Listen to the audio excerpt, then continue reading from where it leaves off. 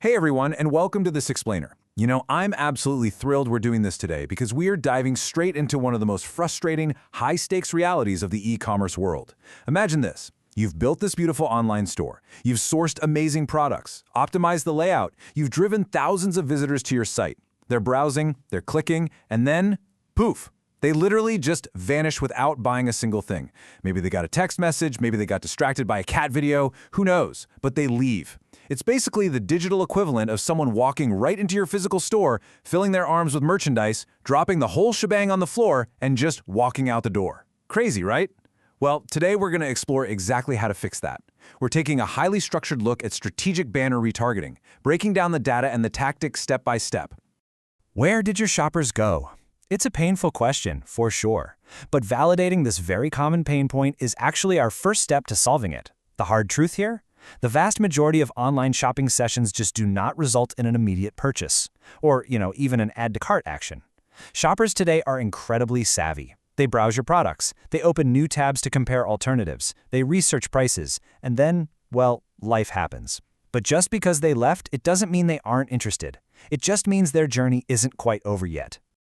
Okay, let's dive into this. Here is our structured roadmap for today. First, we'll look at the abandoned cart dilemma, then what strategic retargeting actually is, the immense value of returning visitors, proven retargeting strategies, how to craft the perfect banner, and finally, measuring campaign success. Section 1. The Abandoned Cart Dilemma. So, to really understand the power of what we're talking about today, we have to ground ourselves in the shopper's journey. When a visitor leaves your site without buying, that represents a massive leak in your revenue funnel. All those marketing dollars you spent to acquire that click, they're essentially wasted if you just let the person walk away. The frustration of lost sales and abandoned carts is pretty universal for business owners, but it doesn't have to be a permanent loss. And that brings us to cart intent. We're avoiding vague marketing jargon here.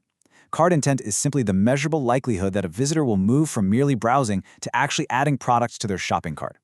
This is absolutely crucial. This is the core goal we're targeting today.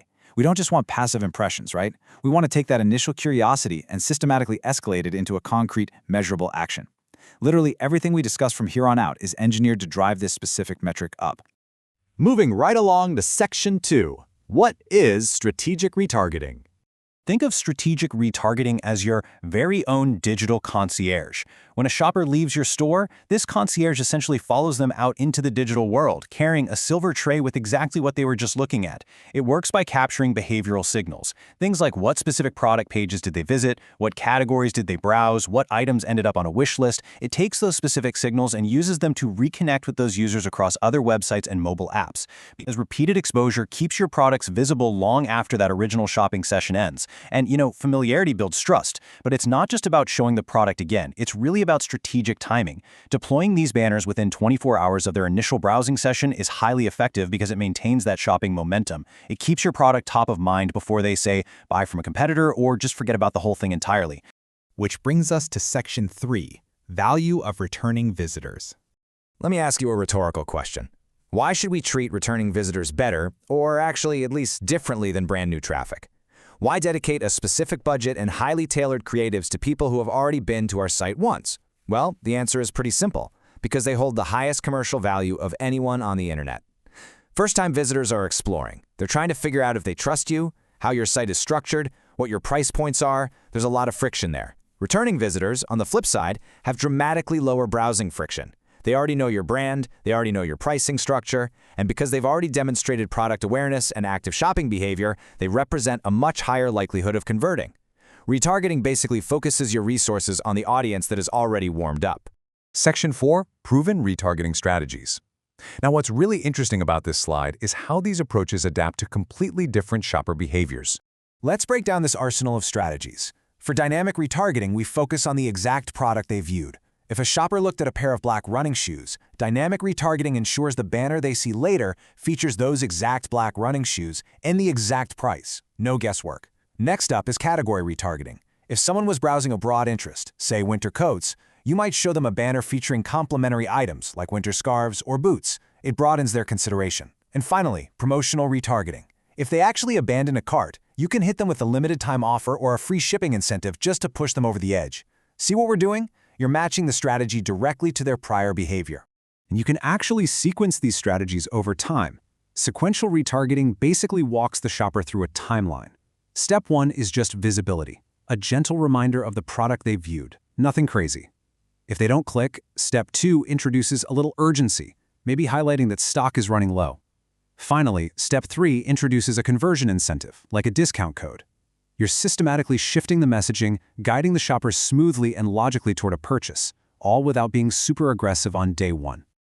Moving on to Section 5, crafting the perfect banner. Look, a great strategy will completely fail if the actual advertisement looks terrible or confuses the shopper. So here is the essential anatomy of a perfect banner. First, personalization. It has to feature the products they actually looked at or highly related items. Second, clear pricing. This is a big one, guys. Customers respond to exact discounts or visible pricing so much better than vague, save big language. Third, short messaging. Keep it punchy. Headlines like "Still interested?" work incredibly well. And fourth, mobile optimization. This is absolutely non-negotiable. If your shopper is commuting and sees your banner on their smartphone, it must be perfectly responsive and readable, or you've literally lost them. But there is a bit of a hidden danger here. Frequency control prevents advertising fatigue. You must cap the number of times a user sees your banner per day. Remember, we want to be a helpful digital concierge, not a digital stalker.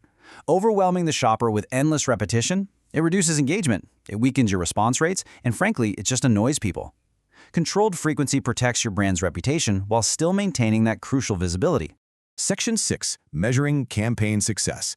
So the crucial point is, how do we know this is actually working? Notice that success isn't just about that first metric, click-through rate. I mean, clicks are great, but they don't pay the bills, right? We need to measure the cart addition rate to see if we're actually growing that cart intent we defined earlier. We track the conversion rate to measure completed purchases. And, crucially, we look at the average order value. Because if your category retargeting is showing them complementary products, like, say, a scarf to go with that winter coat, you might find that retargeting is actually increasing the overall transaction size. So it's not just saving a lost sale, it's making the sale bigger. This quote beautifully summarizes our overarching philosophy today.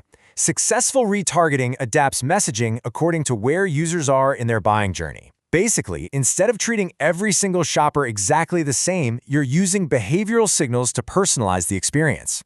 Timing, relevance, and personalization will always outweigh sheer advertising volume.